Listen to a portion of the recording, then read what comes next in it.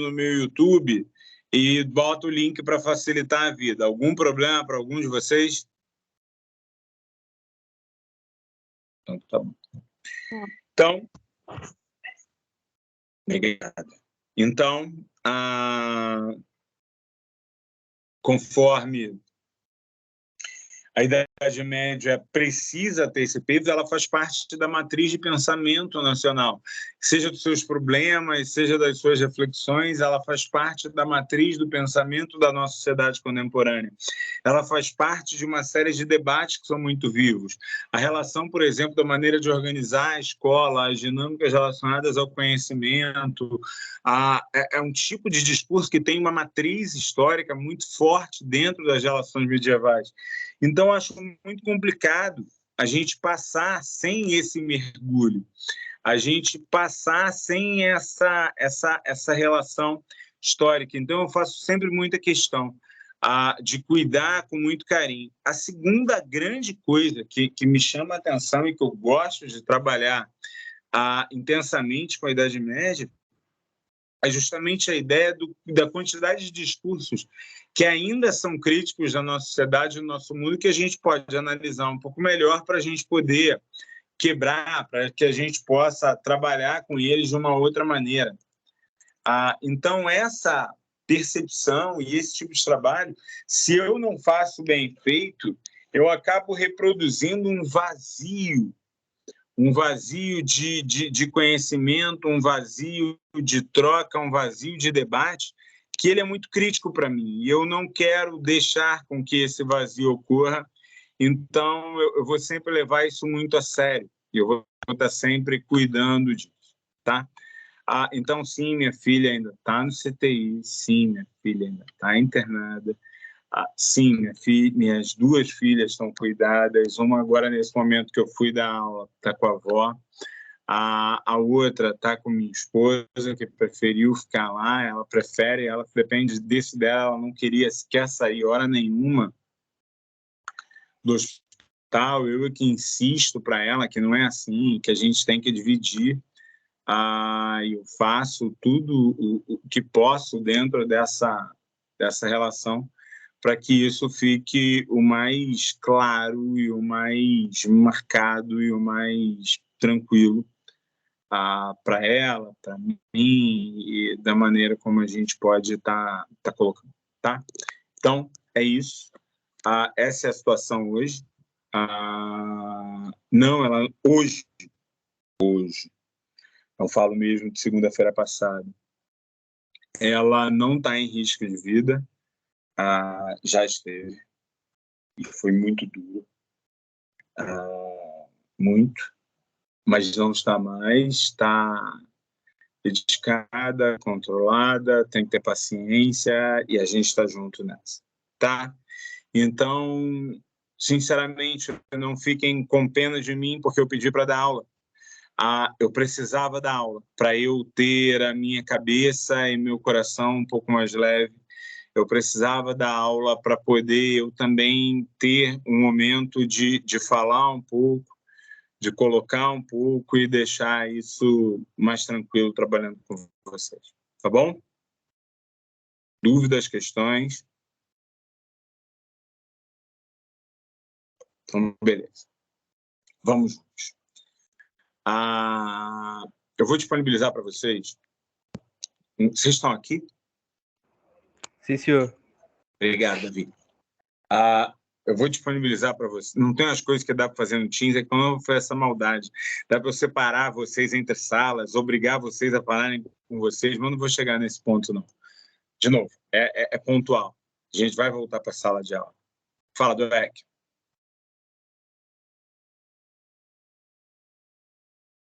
Dueck levantou a mão. Obrigado, Lívia.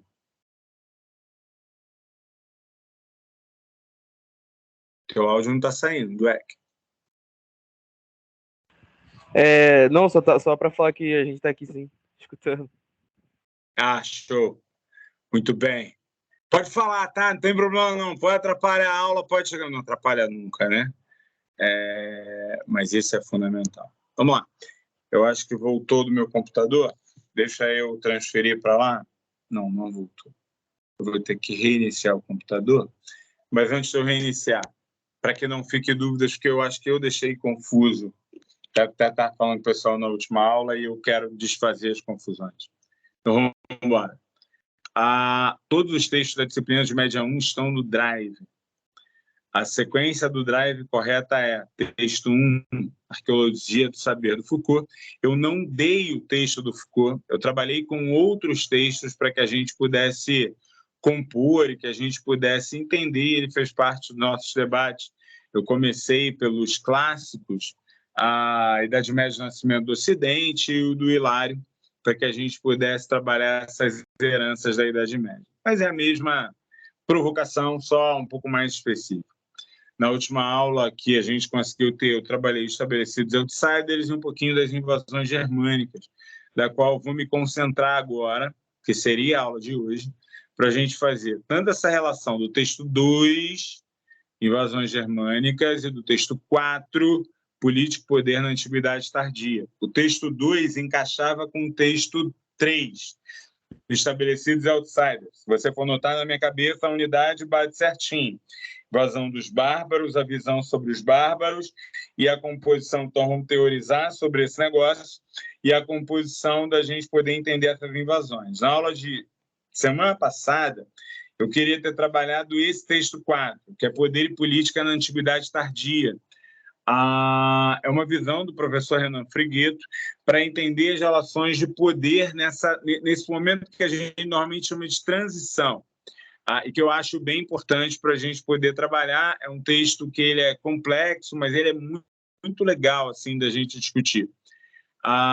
Quem não teve oportunidade de ler, eu vou explicar ele um pouquinho hoje. Tá? Na próxima aula, ou talvez hoje, porque aí seria a aula de hoje, mas eu não consegui dar, a gente vai mudar de lado, a gente vai lá para o mundo muçulmano, tá? Então, a gente vai ter talvez uma ou duas aulas em que eu vou trabalhar os textos 5 e 6. Talvez eu comece hoje, se essa transição, como bateu com o momento anterior, estiver boa, que é uma aula que eu falo mais, talvez eu comece a pensar um pouquinho o mundo muçulmano, mas eu preciso de umas 2 aulas para trabalhar o mundo muçulmano.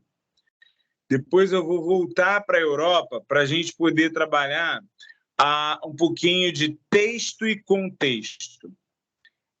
Existe um olhar que me incomoda muito, que é o fato da gente não ter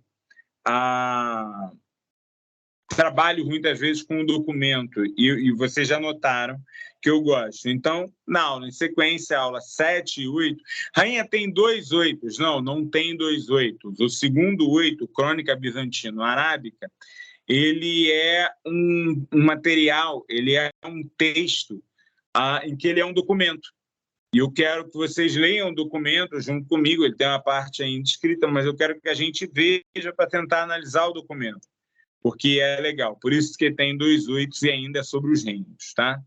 Depois do 9, a gente vai começar a trabalhar. Aí é 9 e 10, a gente já vai começar a trabalhar sobre as novas características da Europa. O 11 vai nessa linha, mas aí eu deixo mais para frente. É só para ressintonizar todo mundo, porque eu senti que isso não tinha ficado claro ali dentro dessas relações. E eu falei assim, não, vou estar explicando para que a gente não tenha dificuldades em entender o que eu quero. Tá? O Drive já está tudo certinho, eu vou reproduzir. Eu já queria ter feito isso, eu já demoro no normal, aí houveram ainda os últimos acontecimentos, vocês imaginam. Então, eu quero trabalhar um pouquinho melhor essas questões, eu quero trabalhar um pouquinho mais esse entendimento. Vocês vão notar que todos os meus textos e todas as unidades, elas trabalham um pouco essa questão de não só mostrar um contexto histórico, mas também dar algumas leituras de como a gente trabalha teorização dentro desses debates. Então, vou falar desse processo no campo, dessas relações econômicas, eu quero que elas estejam mais complexas do que só um conjunto de informações. Eu vou estar pensando em expansão muçulmana, eu vou ler um pouquinho de necropolítica do Mbembe, para que a gente possa entender um pouquinho essas relações, enfim. São os caminhos que estão esboçados no curso e eu estava preocupado de vocês não entenderem isso, mas o curso está lá todo montadinho. Eu vou disponibilizar para vocês, ainda na aula de hoje, eu vou disponibilizar para vocês um material que eu faço para uma outra instituição. Esse material ele é um HTML, uma aula online, sendo bem direto. E dentro dessa aula online, eu vou estar explicando sobre esse momento dos debates historiográficos, da formação dos reinos. Eu vou estar deixando claro o que é isso. E aí eu quero deixar essas aulas disponíveis para vocês, para que aqueles que tiverem dificuldade, porque está rápido, vocês têm como pegar também. Tá bom? Tudo bem com isso? Ok. Então tá bonito. Sim, professor. Show de bola. Vamos lá, vamos dar uma aula um pouquinho mais factual. Vamos ver se eu ainda lembro como é que faz isso. Se vocês quiserem fazer a gentileza de parar e, ao longo do tempo, perguntar e falar, para mim não há problema nenhum, de verdade. De verdade. Vamos situar o tempo. Se vocês tiverem dificuldades em espaço, vocês podem abrir um mapa aí para vocês e dentro desse mapa vocês podem estar olhando algumas das regiões que eu estou falando para poder ficar mais fácil, porque eu sei que às vezes não é tão óbvio como a gente costuma utilizar para poder fazer a explicação. Então, se tiverem a possibilidade, se quiserem, abram um mapinha. Vamos todos sintonizar comigo nesse tal de conjunto de invasões bárbaras. O que aconteceu? Que momento é esse? Por que isso fica tão famoso? Qual é a imagem que, de maneira geral, as pessoas têm para poder observar essa lógica de invasões bárbaras, período das invasões bárbaras? Em meados do século IV, como a gente já tinha trabalhado, já vinha falando, Roma está passando por uma série de novos processos. Mas é muito importante que vocês pensem que esses novos processos do mundo romano não foram provocados por ninguém. Não são um fim do mundo romano, não são uma catástrofe, mas sim são características das próprias dinâmicas da política romana. Como assim, rainha? A política romana, desde que Roma se torna um império no século I, ela trabalha muito fortemente com a ideia de você dar uma grande autonomia para o funcionamento dessas áreas provinciais, para o funcionamento dessas áreas de expansão do mundo romano. Essas grandes autonomias, elas tinham normalmente algumas cidades que eram pontos centrais. Então é como se você for relembrar lá do mundo grego, a polis tinha a Chi e a Cora. Quer dizer, uma área no entorno da cidade, onde todo aquele núcleo olhava para esse centro dessa cidade. Quando você pensa no mundo romano, isso é muito maior, mas ainda assim funciona de uma forma parecida. Existem alguns centros, e dentro desses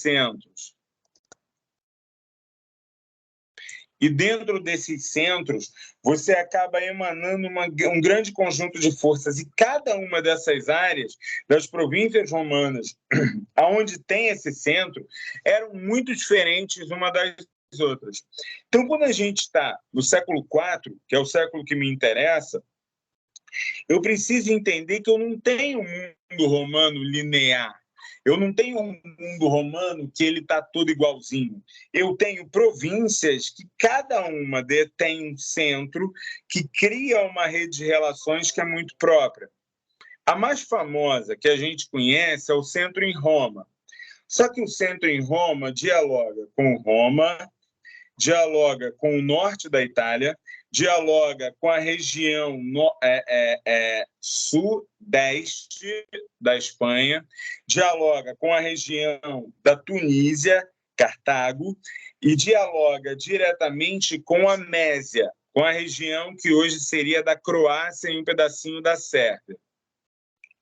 Essas três áreas, elas têm todos os seus principais aristocratas se voltando para Roma, e a partir delas são feitas as grandes relações.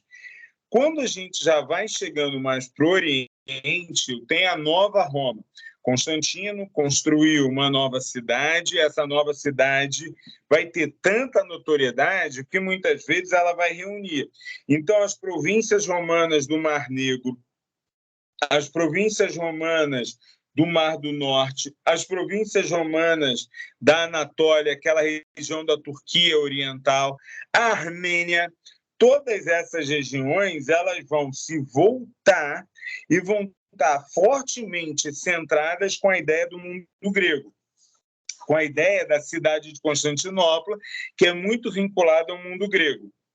Quando a gente pega uma região como o entorno de Jerusalém, Jerusalém é uma cidade que Roma é obrigada a reorganizar, porque Jerusalém tinha uma resistência muito grande, e aí ele vai pegar toda a base helenística do que existia em Jerusalém, e aí vai tentar trazer para o entorno de Jerusalém esses papéis.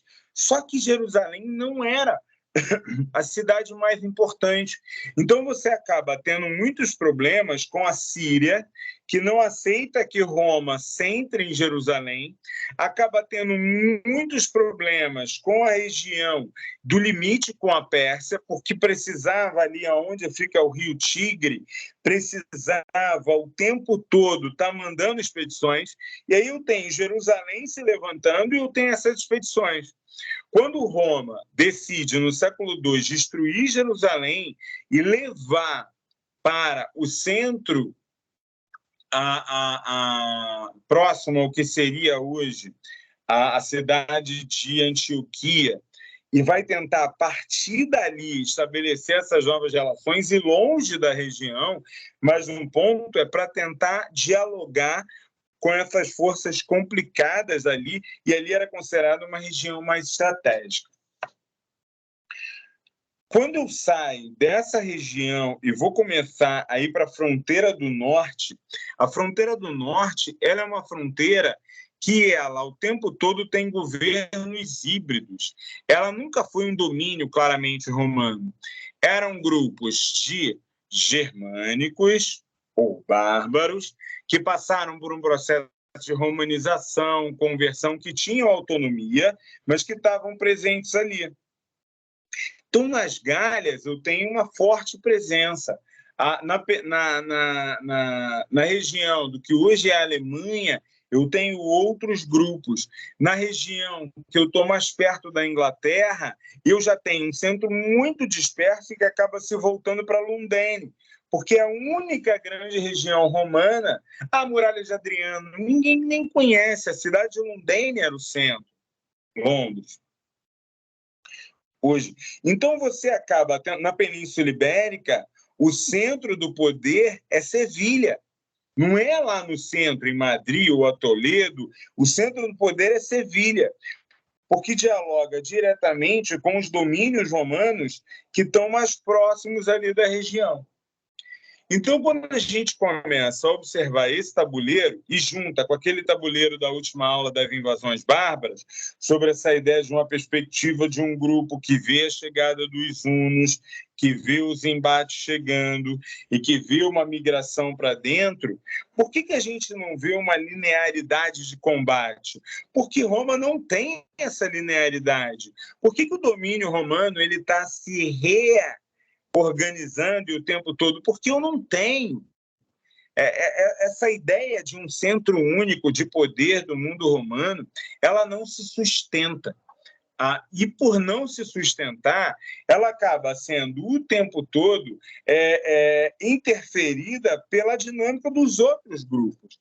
Eu passei na última aula trabalhando muito sobre o outsider, né, sobre esse grupo que está entrando, mas como a gente fez o trabalho na aula e demonstrou, esses grupos não eram o trabalho do grupo de vândalos, por exemplo, que apontou para o dado de como você vai ter uma presença do saque romano, não por uma destruição absoluta, e que a ocupação do Maghreb não significa ter saído do mundo romano. Esqueci do Egito. Você tem uma outra área romana fundamental baseada na cidade de Alexandria, e que, baseado na cidade de Alexandria, você tem um eixo que vai dialogar com partes de África, parte da Península Arábica, que também faz parte do mundo romano. E, de novo, tem suas próprias lutas. O processo da cristianização também é completamente diferente. Completamente diferente. Se eu tenho, por exemplo, uma região de Alexandria onde o cristianismo é parte de uma grande disputa do pensamento, eu tenho em Roma um cristianismo fazendo parte das disputas políticas locais. Se eu tenho o fechamento da biblioteca de Platão em Atenas, eu passo a ter um crescimento da ideia dos centros e da produção da igreja na própria região. Niceia, Antioquia, Alexandria. Então, eu passo a criar todo um mecanismo, que esse mecanismo ele me ajuda a entender que não é uma fratura do mundo romano que a gente está experimentando. A gente está entendendo dinâmicas que vão estar respeitando e que vão estar se colocando de formas muito locais. Se na aula passada eu olhei para o processo dos bárbaros, como o Ocidente se coloca, como a maneira de está, eu preciso lembrar que uma dessas regiões não está em nada com uma ideia de ruptura absoluta. A Nova Roma, a cidade de Constantinopla, mandada construir pelo imperador Constantino e que depois vai receber para ser uma nova Roma, ela se consolida ao longo do século IV, V, VI, como um grande eixo de continuidade. Há muitos autores, por exemplo, que defendem a ideia não de uma primeira Idade Média, mas de uma antiguidade tardia, defendem que a antiguidade tardia, quer dizer, essa antiguidade que permanece dentro da Idade Média, ela estava baseada na maior de todas as cidades daquela região. Se as cidades ocidentais estão perdendo espaço, estão ganhando novas dinâmicas. Lembra que eu falei dos bárbaros? Um está criticando, a gente olhou lá os suevos, como ao mesmo tempo um está dizendo, nossa, aqui é tudo muito legal, eles são ótimos. O outro está dizendo, o mundo acabou. Quando a gente está vendo os visigodos, ora se colocando e ora se negando, a gente olha para Constantinopla e o que a gente está vendo na cidade de Constantinopla? A cidade continua rica, a cidade continua grande, a cidade negocia com seus inimigos, o que mostra um certo poder, tanto militar, tanto econômico. Átila Uno, ao pressionar as fronteiras de Constantinopla e ameaçar uma invasão na cidade, vai ser muito bem remunerado para dizer, não, mudei de ideia. A rainha está diminuindo. Não estou diminuindo. Estou tentando explicar de maneira simples para que a gente possa entender essa geografia complexa do início da Idade Média e que marca esse processo. Quando a gente olha para essa cidade, ela tem um porto, onde esse porto ele é tão bem localizado numa região tão importante que esse porto você consegue colocar uma corrente para poder evitar a passagem em determinados momentos. Só para que a gente tenha uma ideia sobre a proximidade do Bósforo e essa questão do Bósforo e como o Bósforo liga ao Mar Negro. Olhem no mapa, quem não estiver sacando a região que eu estou falando. Com o Mar Negro, você abre as portas da Rússia e da Ásia. Com o Mar Adriático, que é essa parte do Mediterrâneo onde está ali, você negocia com a Croácia, com a Sérvia, com a Mésia, naquele momento, com toda a costa da Itália, você chega nas ilhas gregas, você chega na África, é um porto fabuloso para poder negociar. E esse porto do Bósforo, ele acaba sendo uma possibilidade de um crescimento, de uma manutenção. Quando Teodósio, que é o imperador que vai, o último, muitas vezes considerado, a unificar o império de maneira clara, ele entrega o trono e o domínio romano para 2 de seus filhos. Rainha, mas ele pode ter 2 imperadores? No momento anterior, Diocleciano tinha 4, por que não pode ter 2? E aí ele coloca o império dividido em 2 grandes frentes, com a frente oriental sendo governada pelo seu filho, Heráclio,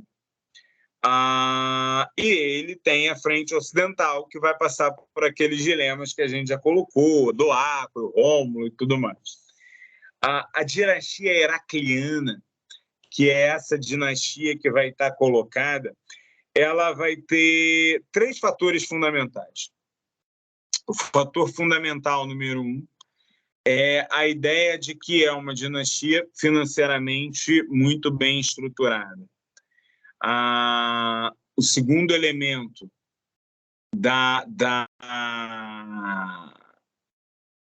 estrutura, o segundo grande elemento da estrutura, ele vai se dar quando a gente tem uma relação, essa é a palavra, forte entre os aristocratas locais. Vamos lá explicar isso.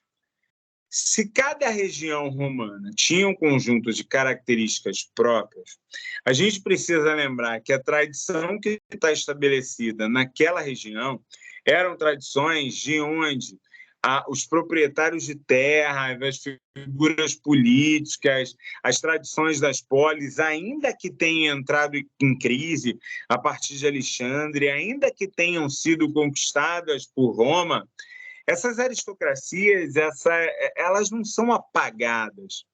A cultura grega é presente, a literatura mitológica, filosófica é presente. Grandes autores da filosofia romana bebem no mundo grego. Talvez um dos nomes maiores para que a gente possa entender essa relação seja Cícero. Cícero está no século I a.C., passa até ali o limite do século I, não acaba seguindo porque é assassinado por Marco Antônio. Assassinado por conta da traição de Júlio César, aquele papo lá antigo que a gente já teve. Então, Cícero vai estar, por exemplo, defendendo a ideia de uma raiz natural da própria filosofia. Então, por que o romano é superior? Porque ele segue a natureza com mais intensidade. Então, ele reconhece o papel dos aristocratas. Por que essa ideia é muito forte grega? Porque esse papel dessa aristocracia como centro de relação, ainda que fora da sociedade política, é muito forte. E Heráclio sabe trabalhar muito bem com isso. Mantém as grandes propriedades de terra, mantém as negociações com as maneiras locais. Então, Heráclio vai conseguir que a Macedônia continue funcionando como Macedônia. Vai conseguir que cidades importantes como Atenas, como o espaço do que era dos espartanos, da Lacedemônia, continuem em ação como eram. As fronteiras do norte do Danúbio continuem produzindo como produziam. E quando você tem, tal qual o movimento que você vai ter no Ocidente, tem um movimento de aproximação dos bárbaros, aquilo que alguns gostam de chamar de invasões bárbaras, mas na verdade são as migrações, são os conjuntos, e o grupo vai negociar. Como é que ele vai negociar? Ele, por exemplo, vai defender, os antigos gregos vão estar defendendo a ideia de que eles merecem que tenham a província própria e se organizam em torno de uma liderança chamada Bulgarano. Bulgarano vai estar se colocando em determinado momento, exigindo que Constantinopla reconhece. Constantinopla reconhece, falou assim, desde que você diga que faz parte do Império, está tudo bem.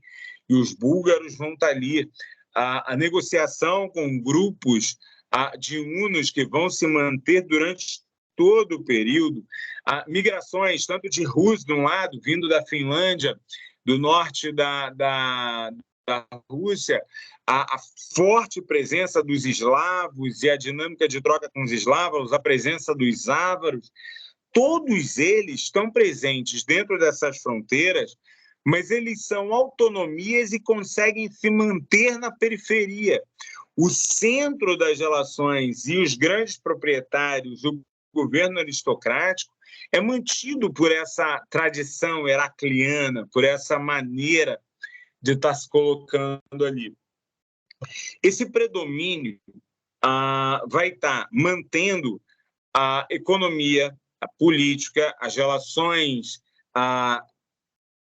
internacionais muito bem estruturadas ali. O que é a Associação Internacional? Não existe ainda internacional nesse momento, tá? É um anacronismo, é só para dizer relações entre os grupos. Então, por exemplo, o Doacro, que foi citado lá, vai ser reconhecido como Master Military. Depois, quando os visigodos organizam um reino, vão ser mandadas embaixadas dizendo, não, nós reconhecemos, são, sim, parte do Império Romano. Não há uma leitura para esse grupo de que ele é o Império Romano do Oriente.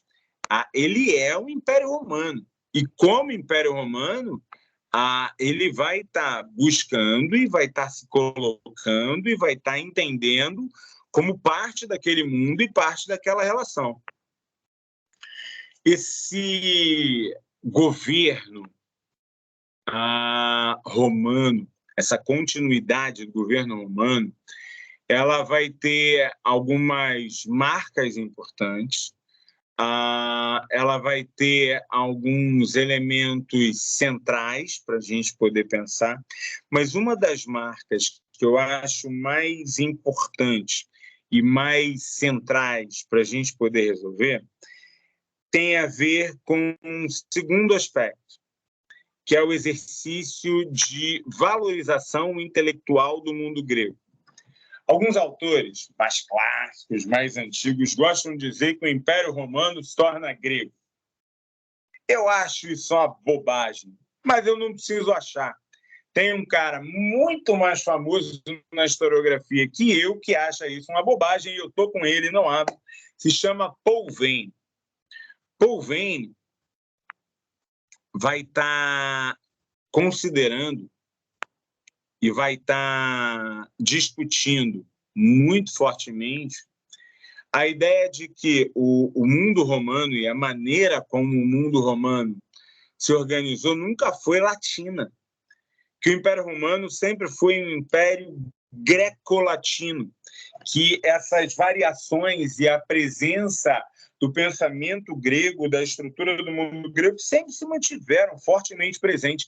E o que você passa a ver na dinastia heracliana e na ideia de um Império Romano, que nós costumamos chamar de oriental, mas que para esse grupo não é oriental, é o próprio Império Romano, que não se torna grego, que sempre foi grego, que sempre teve valores relacionados ao mundo grego, e mais, uma parte importante desses valores relacionados ao mundo grego tinha uma relação muito direta com o domínio da região, tinha uma relação muito direta com a própria valorização do que esse grupo entendia como parte do seu cotidiano, como parte da sua organização, e mais, as próprias bases do pensamento cristão, da maneira como se organiza.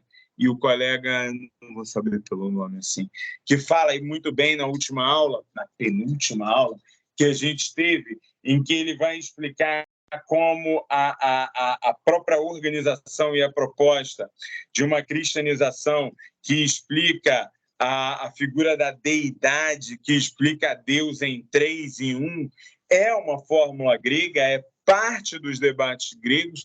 Então, ele está dizendo o seguinte, o Mediterrâneo Oriental é grego. A patrística vai ser uma junção das estruturas de pensamento grega com as estruturas de pensamento semíticas.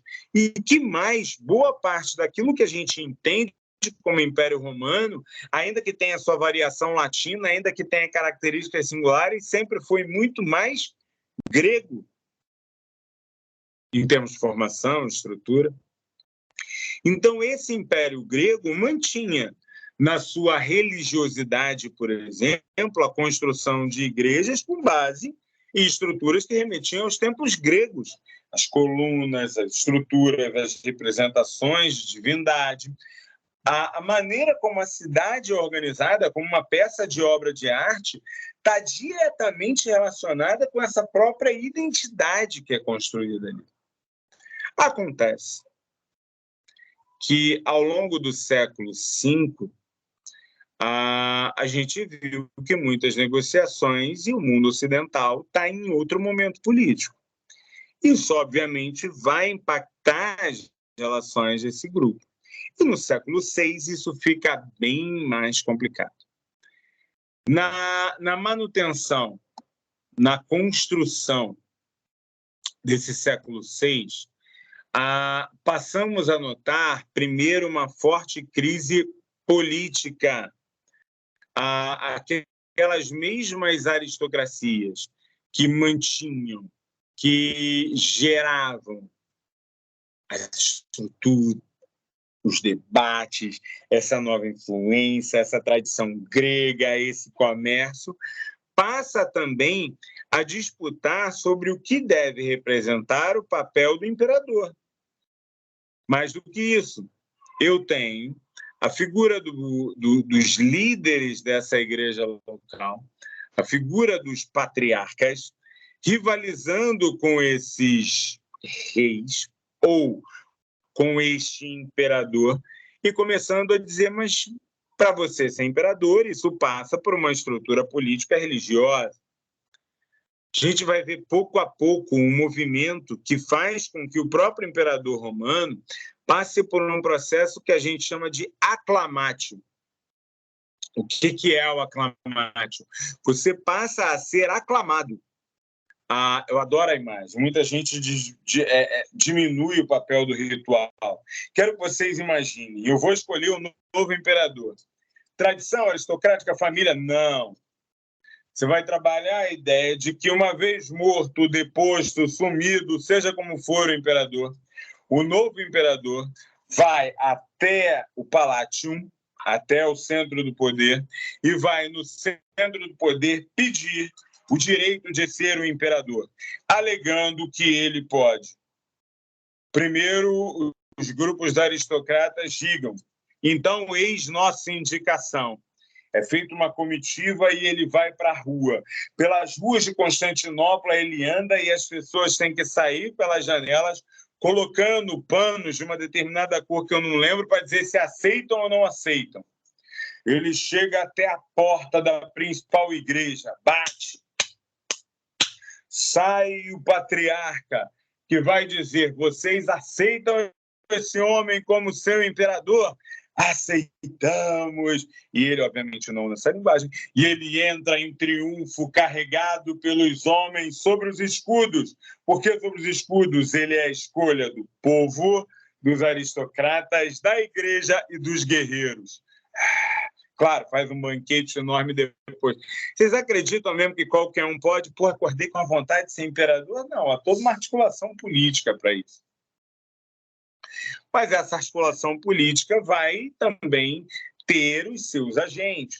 E dentro desses agentes, no século V, você vai ver um fenômeno onde o último líder reconhecido da dinastia heracliana morre e começa uma grande discussão de quem deveria, enquanto eles não conseguem definir quem deveria ser o novo imperador romano, o novo Basileu, eles decidem colocar o líder da guarda. Por que colocam o líder da guarda? Porque ele não era um aristocrata, é a ideia de que ele não poderia pleitear para si mesmo a ideia do cargo, não seria escolhido, enfim. Só que o líder da guarda, chamava Justino, era muito mais esperto. Tinha um sobrinho com uma certa ascendência aristocrática e começa um intenso trabalho para que o sobrinho pudesse ascender ao poder. O sobrinho se chamava Justiniano. Justiniano vai, então, conseguir a indicação, vai ser aclamado, mas vai ser um escândalo. Porque quem é Justiniano? Que dinastia é essa? Como pode? Uma revolta importante dos aristocratas vai ser feita contra ele. Só que Justiniano, pela própria tradição do tio, tinha apoio das forças militares. Uma batalha terrível acontece, se chama Batalha de Niquet. E nessa batalha, Justiniano sai vitorioso, mas vocês imaginam que Justiniano sai despedaçado em termos políticos. Contam as mais línguas, eu posso dizer assim, que foi Procópio de Cesareia, que foi pago para escrever uma biografia de Justiniano, das suas batalhas militares, mas escreve em segredo um livro que só poderia ser publicado, divulgado depois, publicado não é o termo, né? Divulgado depois da sua morte, se chamava História Secreta. E no História Secreta ele conta que Justiniano não mandava nada, que Justiniano era casado com uma prostituta, que Justiniano era casado... vai fugir o nome dela. Alguém me ajuda aí, pega na internet, me lembra o nome da esposa de Justiniano. Teodora, já foi. Que Teodora era quem mandava, que Justiniano era um fraco, que Teodora é uma ex-contorcionista de circo, e justamente pelas suas artes sexuais havia conquistado Justiniano, mas que ela impunha com que grandes orgias da qual o marido deveria assisti-la. Isso foi o horror do Procópio de Cesareia, e isso saiu como uma história secreta depois. E numa das passagens, ele, para mostrar como Teodora era horrível, Justiniano queria fugir da batalha, e Teodora se recusa, ela diz que não, que para ela ficava muito melhor a mortalha vermelha do que a mortalha roxa. Mortalha roxa, se eu não me engano, era a mortalha dos traidores, e a mortalha vermelha era a do sangue dela, que seria atingido. E o marido vence aquela batalha, por favor. Eu entendo que é Justiniano sozinho, o grupo aristocrático que ele representa, vence a batalha. Justiniano se vê numa situação complicada. E ele vai iniciar uma série de frentes de batalha, tentando, de alguma maneira, recuperar o seu prestígio. E um dos seus comandantes militares mais importantes, chamado Belisário, vai ganhar uma batalha que é considerada quase impossível. Ele, depois de terem os poderes locais, os cristãos... Eu vi a pergunta, mas não li. Quer falar? Eu busco aqui no chat. Espera aí, deixa eu virar para o chat. Justiniano não foi o último grande imperador de Roma? Mais ou menos, Gustavo. É muito complicado a gente usar esse tipo. Sim, nos manuais você vai ver bastante esse tipo de olhar, mas eu não concordo muito, não. Ele é um imperador romano, tem uma série de outros imperadores romanos. No Oriente mesmo, você vai ter Basílio com uma função destacada depois. Não gosto dessa imagem de o último grande imperador. Não, até por conta dessas características. Notem, ele não é um aristocrata, ele um dos grandes feitos que ele tem é segurar o próprio poder local ali, que era brabo. Delizar, entendeu? Pegou?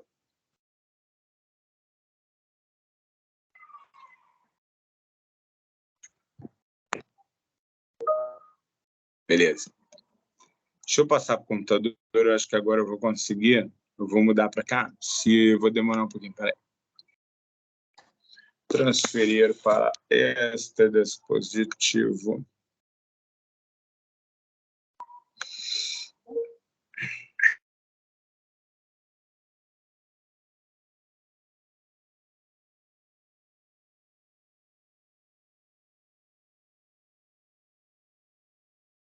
E digam se vocês continuam a me ouvir e me ver bem, estava no mudo. Estão ouvindo e vendo bem? Ficou pior? Ficou melhor? Sim? Então tá bom. Só dá para ouvir, mas não dá para bom, ver. tá bom. Não tá dando para ver, não? Pelo menos eu não estou vendo. Não estou conseguindo ver daqui. Não sei se os outros conseguem. Aqui Estão tá conseguindo normal, me ver pessoal. os outros? Aqui tá normal. Deixa eu fechar e abrir de novo a câmera para ver se melhora para você aí, Larissa.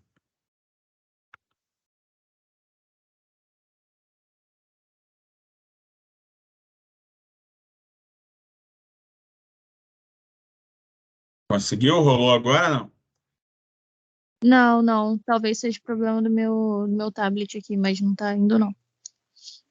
Não A câmera rolou? tá normal aqui. Então, perdoe. Também não vai perder muito com minha cara, não. Se conseguir ouvir bem, tá de boa. Temos Ouvi, eu tô ouvindo. convidados, legal. Oi? Ouvi, eu estou ouvindo bem. Então tá bonito. Tá bonito. Só tá perdendo minha cara feia. Qualquer coisa também, depois a gente põe uma fotinha ruim, assim, não tem problema, não.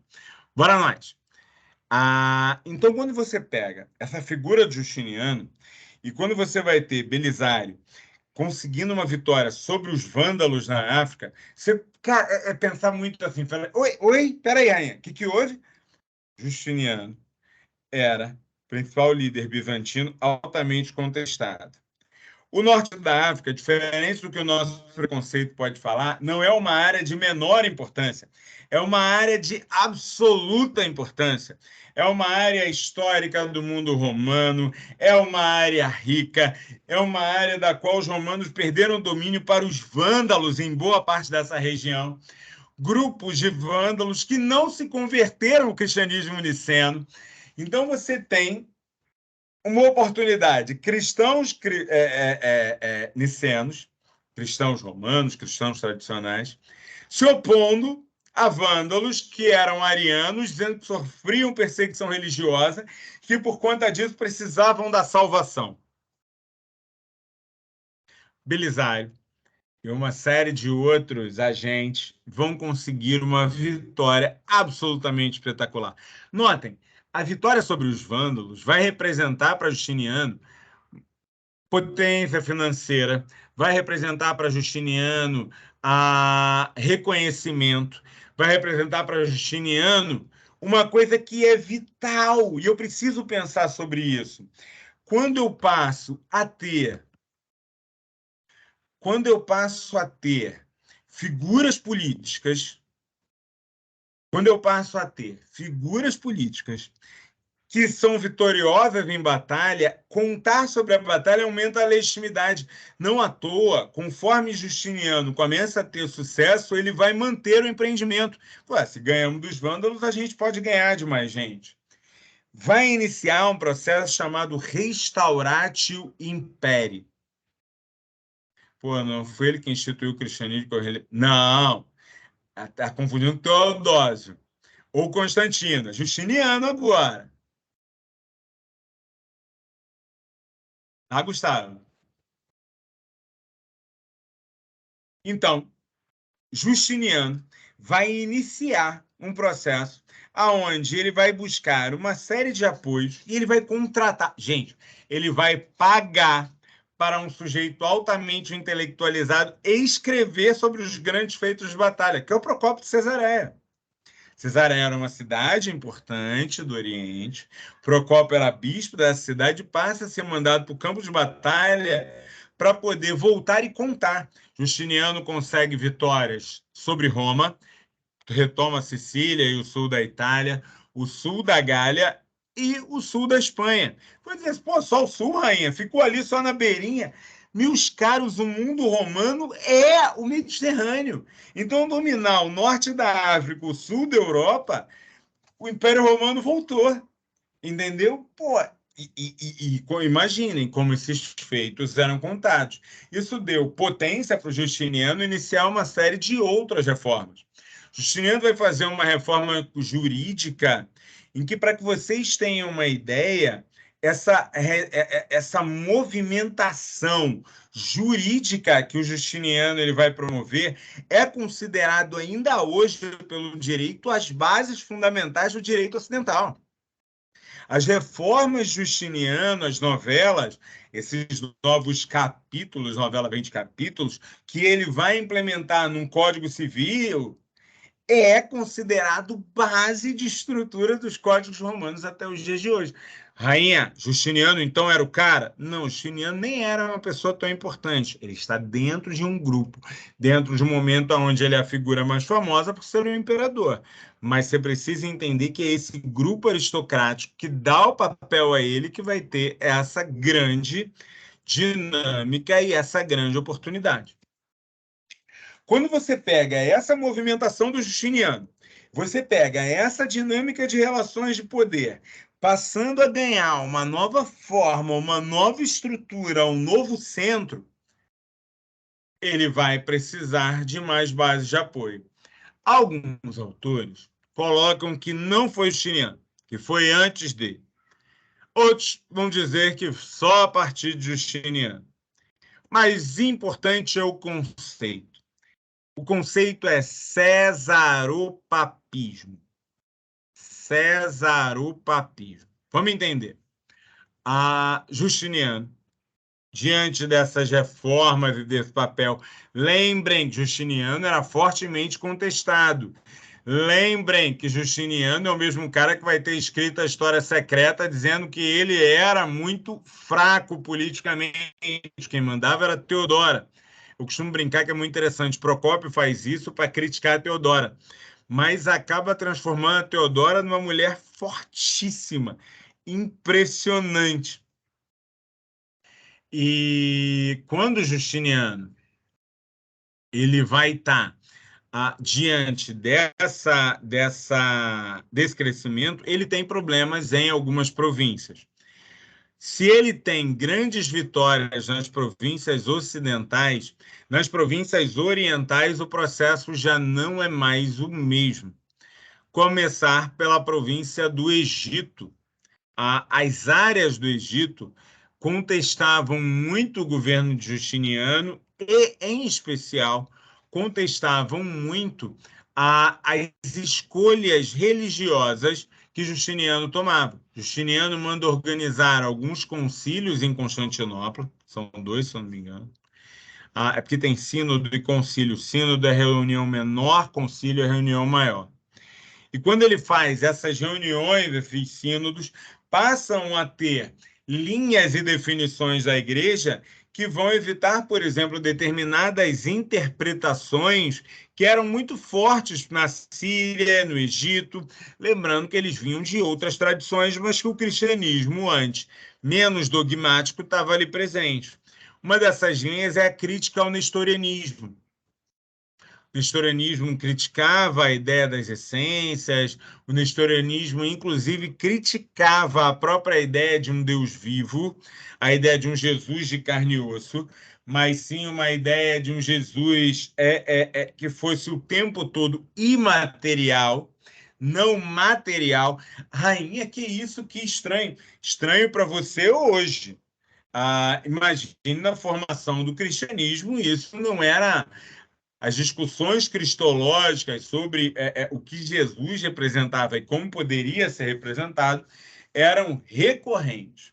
Então, diante desses debates e dentro dessas construções, a gente passa a ver essa figura de um Jesus, de uma colocação em torno de Jesus, se tornando uma questão política do debate, em especial por conta de uma fórmula que passa a ser defendida. O imperador é o último apóstolo. O imperador passa a ser entendido como o último apóstolo vivo. O imperador passa a ser entendido como o corpo vivo da manifestação divina. Tem um autor chamado Kantorowicz, que ele vai fazer algumas discussões sobre a ideia de 2 corpos do rei. Isso vai aparecer ao longo de toda a Idade Média, mas ele tem um capítulo em especial sobre como isso se dá dentro do mundo bizantino. E ele vai estar justamente colocando a ideia de que como essa ideia recupera uma ideia tradicional existente no mundo romano da divinização do imperador, mas muda a condição. Ele não pode ser divino, Deus é único na condição cristã, mas ele é a ponte, ele é a relação. Então, quem é o líder da igreja? Quem é de fato a voz que estabelece na igreja? Quem é o representante de Jesus na Terra? É o César e é o Papa, é o primeiro, é o pai, é o patriarca. Então, essa ideia de que você tem o imperador que representa também o líder religioso e que faz a ponte direta é uma forma que ela, ainda que de novo existe um debate dela ser anterior, ela é fortalecida nesse momento de Justiniano. Isso vai fazer com que determinadas províncias aumentem as críticas ao mundo romano. Muito se discute que Síria, as regiões do Líbano, áreas de Jerusalém, áreas do entorno do Egito, áreas do entorno do Sudão, áreas do entorno da Núbia, já se mostravam erráticas nessa relação com o mundo romano, diante, com o mundo bizantino, né, como a gente mais chama, mas mundo romano como ideia, a partir desses papéis assumidos por Justiniano e colocados dentro dessa lógica de Justiniano. Essa concepção, essa discussão, ela ajuda para que a gente entenda que dinâmicas e que forças políticas são essas que Justiniano vai ter. Que processos estão ali presentes. Rainha, pô, então Justiniano deve ser uma dinastia que é muito longa, né? Não. A dinastia do próprio Justiniano, depois da sua morte, ela vai ter dificuldades com a sucessão e não é estranho, a gente já falou sobre isso. Justiniano tinha fortes centros de contestação. Um dos maiores problemas que rapidamente aparece é a ampliação do tamanho do império, a militarização necessária, os gastos relativos a esse processo de militarização vão estar levando a um questionamento muito grande, a uma fragilização econômica. Autores mais clássicos gostam de trabalhar com a ideia que Justiniano foi um bastião para as ideias ocidentais, foi péssimo para a organização política no Império Romano do Oriente, que depois de Justiniano não dá mais para chamar de Império Romano do Oriente, dada a fragilização que se inicia, a perda de territórios, tanto no Ocidente, todos eles vão ser perdidos, até a consolidação, até a reestruturação dessas forças nas áreas mais orientais. O fim do governo justiniano não representa a ideia de um governo bizantino absolutamente fragilizado. No entanto, muito se coloca que ele abre espaço para o crescimento de novas forças políticas. A gente tem algumas movimentações persas importantes nesse momento, que passam a ocupar e demarcar presenças em algumas antigas províncias. Nós temos importantes levantes e contestações, em especial no Egito. Nós temos as aristocracias que deram suporte a Justiniano perder espaço para as aristocracias que eram tradicionalmente aquelas que negavam a Justiniano. Então, a ideia de que há uma consolidação absoluta do movimento e do modelo bizantino a partir das movimentações e do que Justiniano representou, não é um dado que a gente passa a reconhecer. Mas, Rainha, a ideia, por exemplo, das manifestações e da presença das ideias do mundo grego, que a gente já viu que não é grecizado, mas sim já estava lá há muito tempo, as dinâmicas relacionadas à construção religiosa que dialoga com a suntuosidade das estruturas, das catedrais, das formas de manifestação artística, dos mosaicos, isso vai permanecer, isso vai sumir. Vamos lá, vamos pegar esse ponto que eu acho legal. Justiniano, uma das grandes preocupações que teve foi justamente garantir a ideia de uma permanência, a ideia de uma certa eternidade de alguns dos seus elementos. Já falei para vocês sobre o contar a história. Lembrem-se que na tradição cristã, contar a história não é algo de menor importância.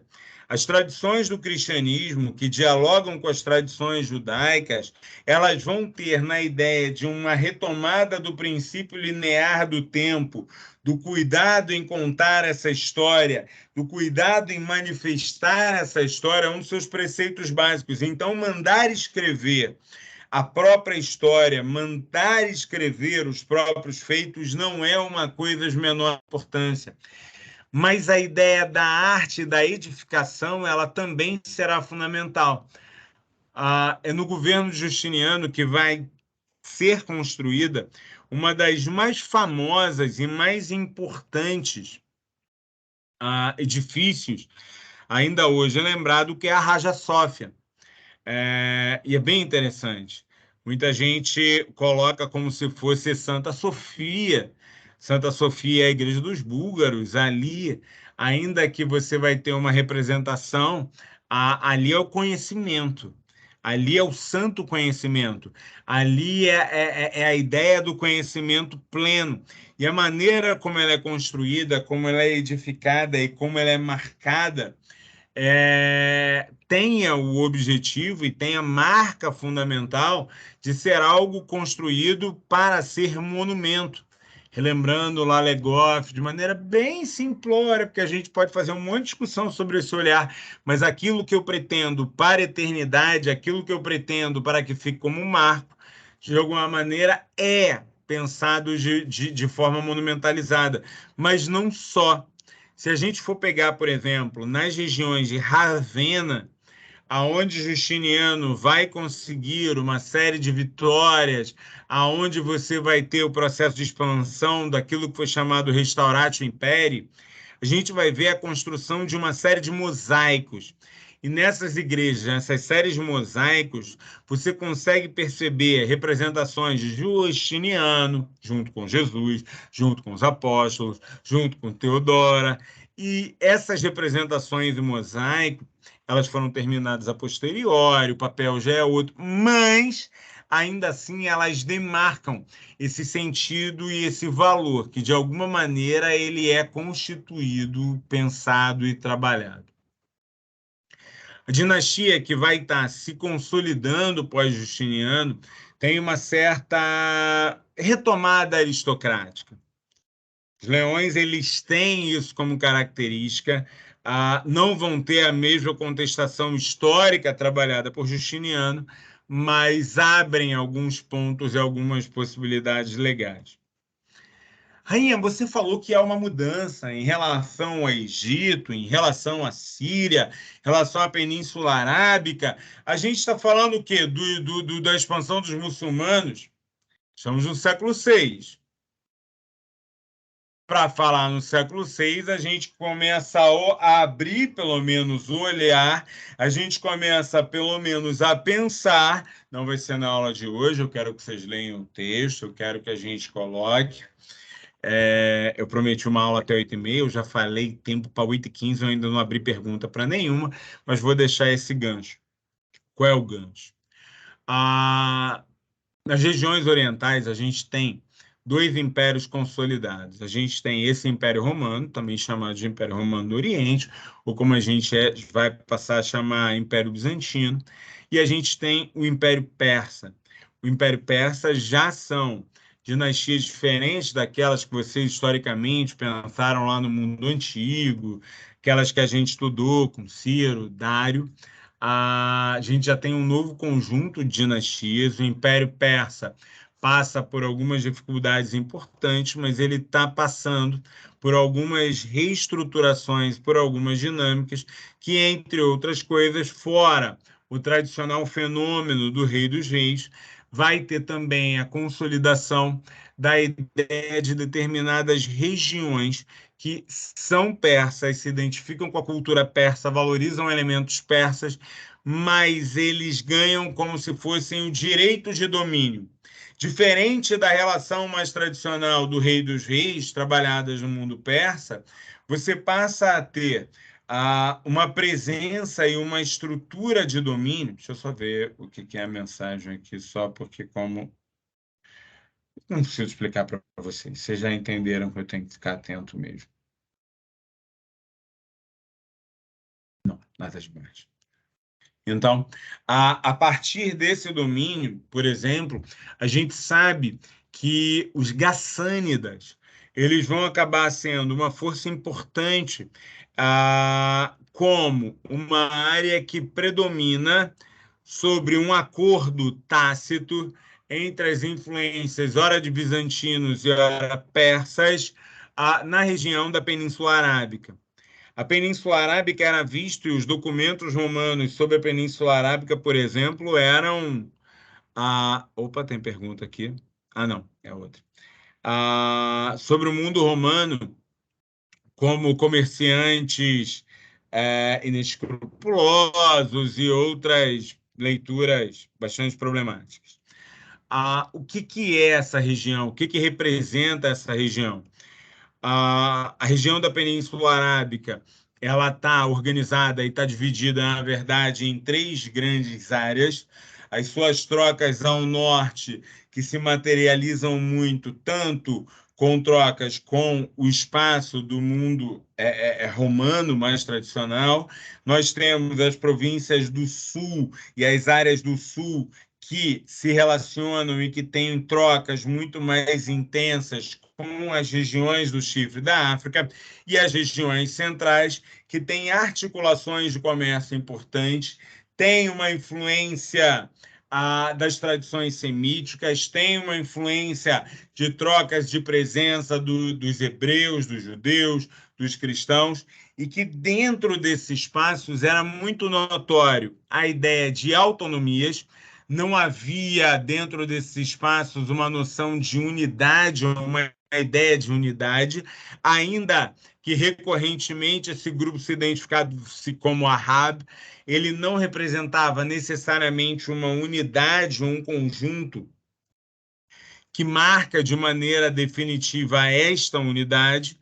Para além disso, além desse grupo não ter esta unidade, ele ainda tem um conjunto de relações políticas que é muito recorrente no mundo antigo, que é o da ideia de associar divindades locais, lideranças locais e a história local.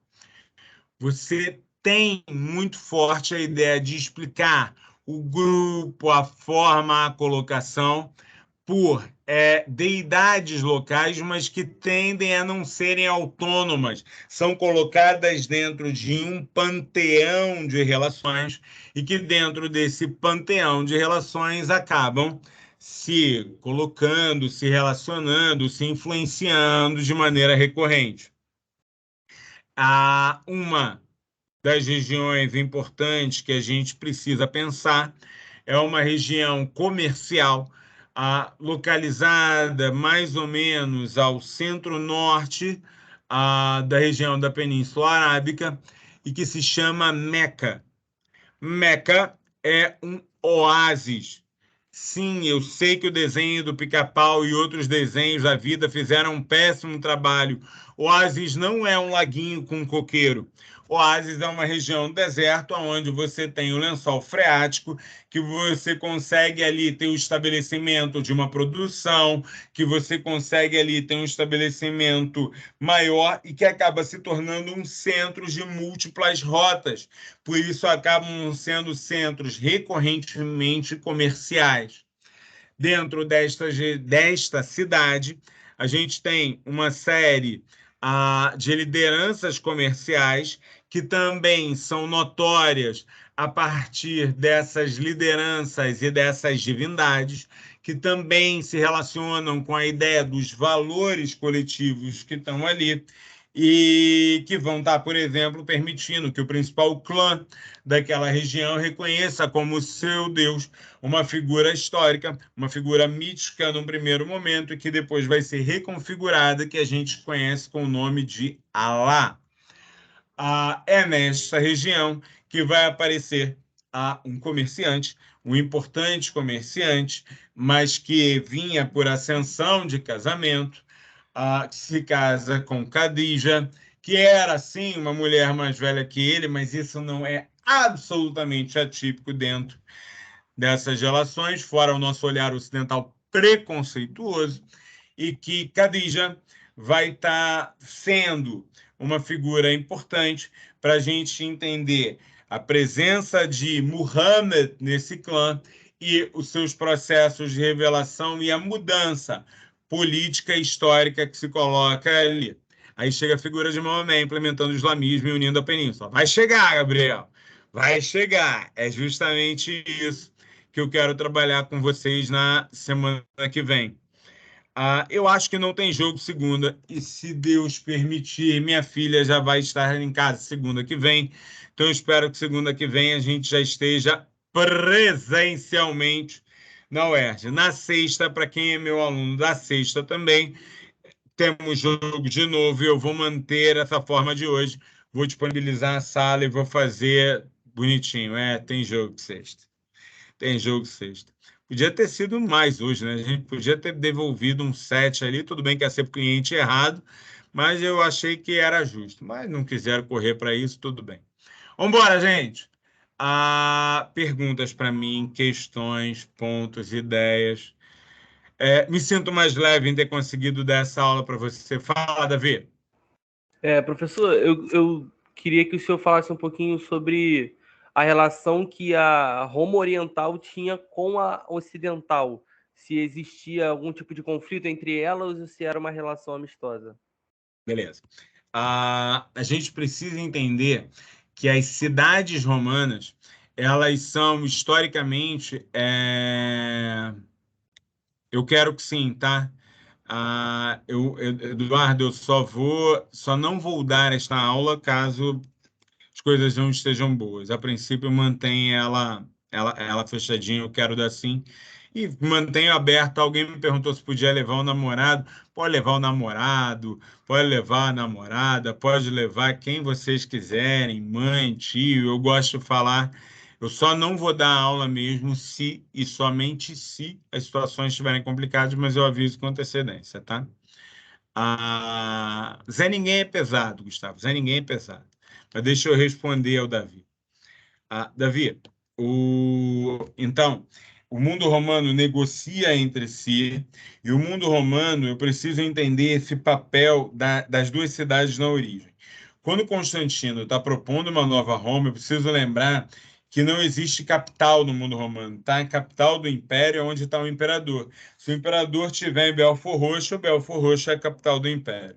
Se o imperador estiver em Constantinopla, ali é a capital do império. Então, essas cidades e esses centros políticos, eles eram importantes e se relacionavam. Acontece que esses centros políticos... Vou fazer no Museu Histórico Nacional, Lívia. De novo, se você já fez outra vez, não sei se fez, mas vai ser no Museu Histórico Nacional. Esses centros, eles se relacionam comercialmente, tem aristocracias que se aproximam, tem trocas de figuras de maneira constante. Ao mesmo tempo, tem também suas contradições, suas disputas políticas. Por exemplo, quando Odoacro vence o Rômulo Augusto e o Júlio Nepos está lá na região da Germânia, Júlio Nepos é o sujeito que diz que é o novo imperador diante daquele momento.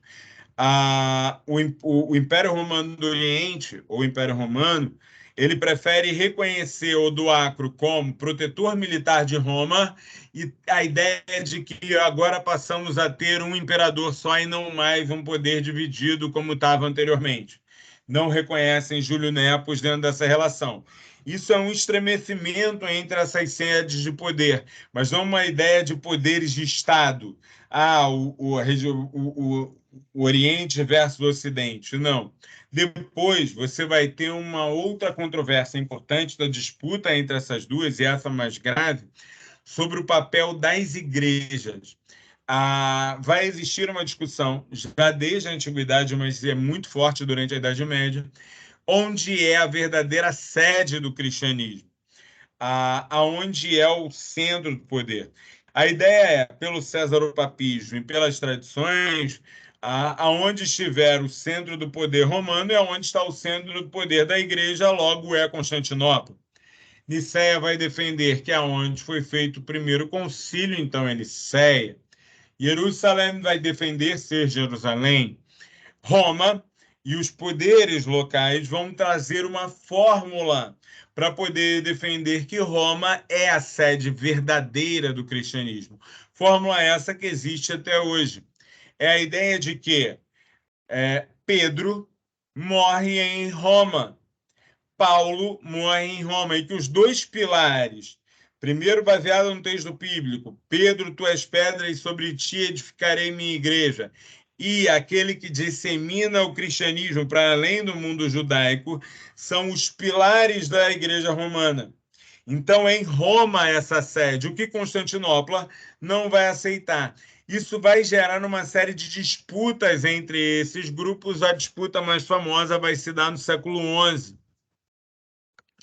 Essa disputa mais famosa que vai acontecer no século XI é a disputa pelas sedes episcopais, e nessa disputa pelas sedes episcopais vai haver uma disputa sobre a negação do próprio dogma do outro. Vamos ter aí no caminho questões que eu ainda vou falar, questões iconoclastas e uma série de outras, e você vai ver uma crítica muito grande ao uso dos ícones e a maneira como a Igreja Romana se coloca.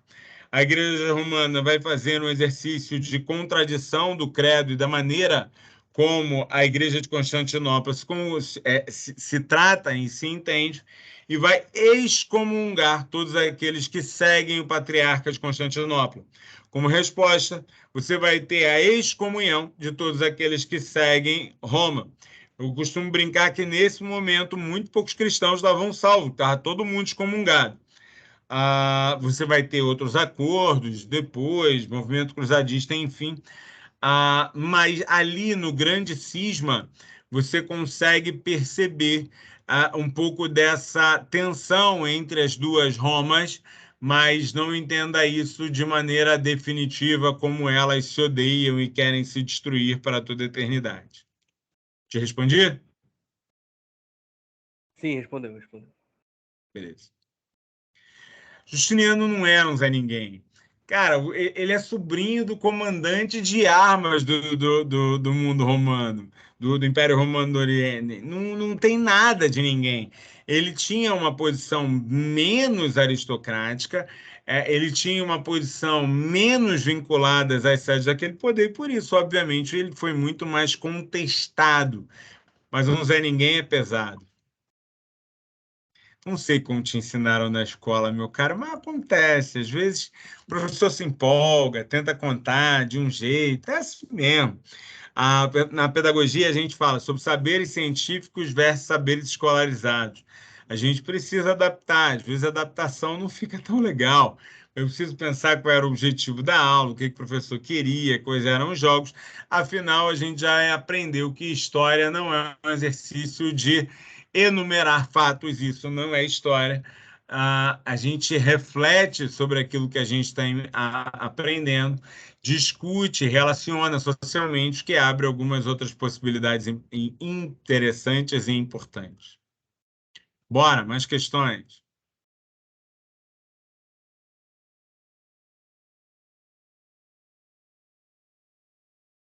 Deu 8h30, ninguém quer mais perguntar? Não tem problema, não. Gente, obrigado por terem me ouvido. Vocês foram importantes para mim no dia de hoje. Eu espero ter conseguido. Aula que vem tem Islana Veia, os textos estão lá. Eu vou colocar os links que eu falei para vocês direto no Ava. Vou acabar aqui na aula e vou colocar eles direto lá, que vai ficar mais fácil que pegar pelo chat aqui.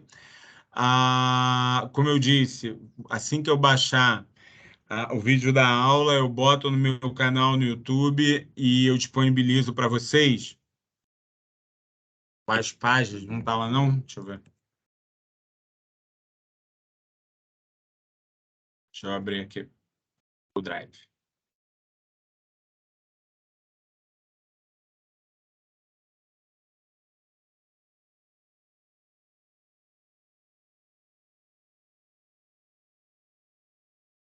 Pelo tempo que vocês ficaram, podia ler tudo. Não tem problema não, Luiz. Mas eu vou ver aqui bonitinho, tá?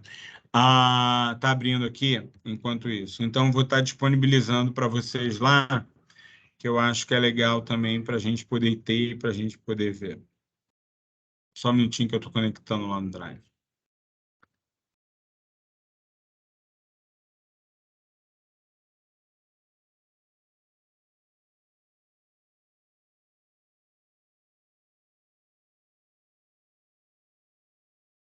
O computador está querendo ter certeza que eu sou eu, apesar de eu estar aqui com ele o tempo todo. Podem fazer umas perguntas quanto isso.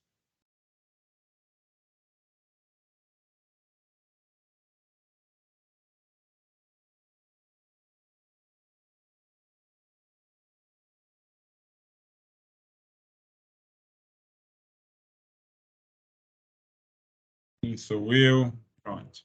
Agora vai Eu acho abrir o que tá da... esse é da Karen Armstrong.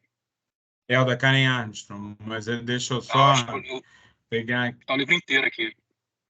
Tá o livro inteiro? Estou quase pedindo para vocês 282 lerem o páginas. livro inteiro, mas não vou fazer essa maldade, não. Deixa eu olhar no Drive aqui para ver se eu botei as páginas no título do texto. Normalmente, quando eu coloco o título inteiro, eu coloco as páginas no título do link para facilitar. Mas deixa eu ver se eu não fiz isso. Ah, não, beleza, me localizei aqui. Tá aqui mesmo. É o capítulo 3.